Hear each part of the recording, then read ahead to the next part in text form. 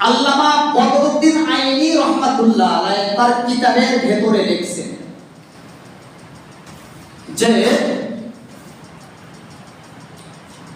আল্লাহর রাসূল সাল্লাল্লাহু আলাইহি ওয়াসাল্লামের শুধুমাত্র থুতু মুবারকের মধ্যে ৮০,০০০ রোগের ওষুধ ছিল। সুবহানাল্লাহ।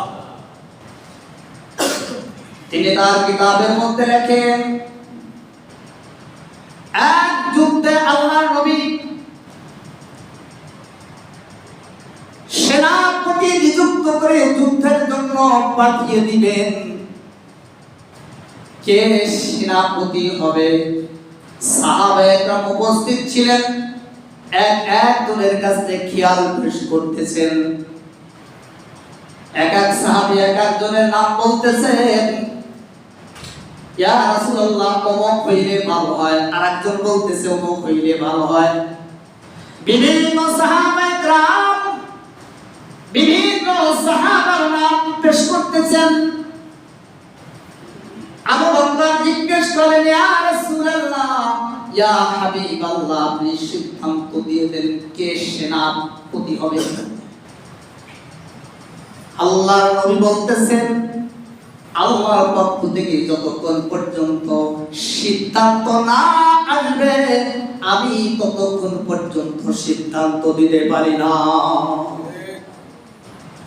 কোথা থেকে সিদ্ধান্ত আসলো?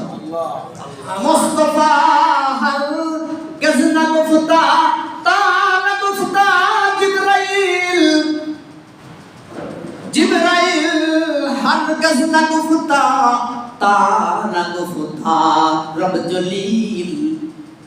জিবরাইল হাল গাজনা গুফতা তানা গুফতা রব জলিল। ওয়ালা ইয়ান্তিকু আনিল হাওয়া ইন হুয়া ইল্লা ওয়াহয়ুন ইউহা।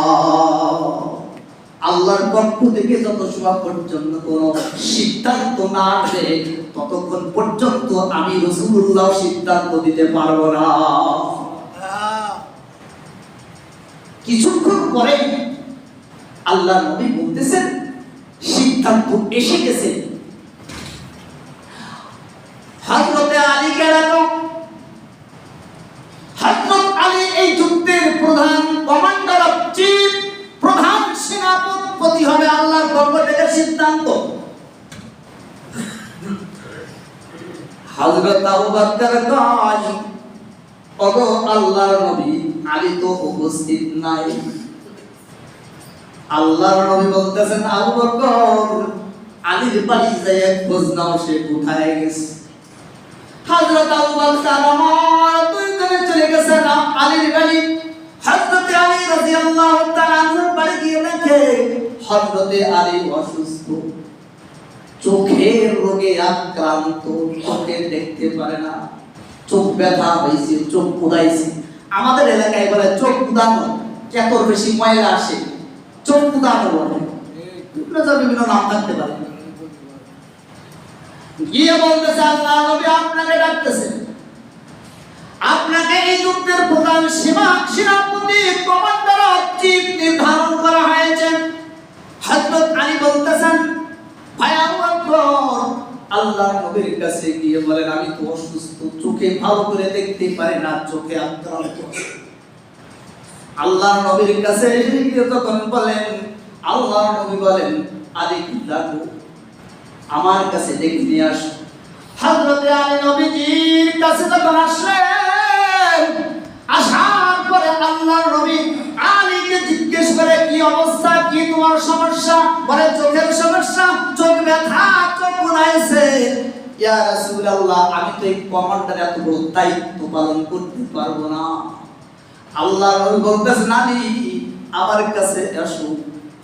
আল্লাহর নবীর কাছে যখন উপস্থিত হইলেন, আল্লাহর নবীর থুতু মুবারক হাতে নিয়া, তার আঙ্গুলে মুবারকে থুতু সামান্য একটু নিয়া হযরতে আলীর চোখে লাগায়া দিলেন। সাথে সাথে হযরত আলীর চোখ ভালো হয়ে গেছে। বলেন সুবহানাল্লাহ। দেরি হইছে না? সাথে সাথে আল্লামা বদরুদ্দিন আইনি রাহমাতুল্লাহ আলাইহি তিনি লেখেন, আবু বকর জিজ্ঞেস করতেছে, আলী তুমি এখন চোখে কেমন দেখো? হযরতে আলী বলেন, ভাই আবু বকর, আমি চক্ষু যখন ভালো ছিল তখন যেভাবে আমি দেখতাম, আল্লাহ নবীর থুতু মোবারক আমার চোখে লাগার সাথে সাথে আগের চাইতে আরো বেশি আমি দেখতে পাই।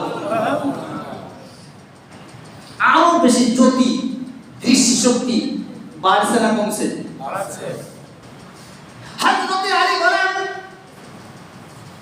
শুধু তাই নয়, আল্লাহ নবীর থুতু মোবারক লাগার সাথে সাথে আমি শুধুমাত্র আগে শুধু সামন দিয়ে দেখতাম, শুধু আমি সামনে দিয়ে দেখতাম, পিছন দিয়ে দেখতাম না। আল্লাহ নবীর থুতু মোবারকের ওসিলায় আমি সামনে দিয়ে যেমন দেখি, আমি পিছন দিয়েও সামনে দেখতে পাই। শুধু তাই নয়, হযরত আলী বলেন, আমি এমনকি আমি ওই আটলান্টিক মহাসাগরের তলদেশে যেই স্বর্ণের খনি আল্লাহ লুকায় রাখছেন, আমি এখান থেকে সেই স্বর্ণের খনিও দেখতে পাই। জাযাকাল্লাহ কেসে মাম্মা জিকরতি, জাযাকাল্লাহ কেসে মাম্মা জিকরতি, মোরা বাজার জাহাম রাজিকতি।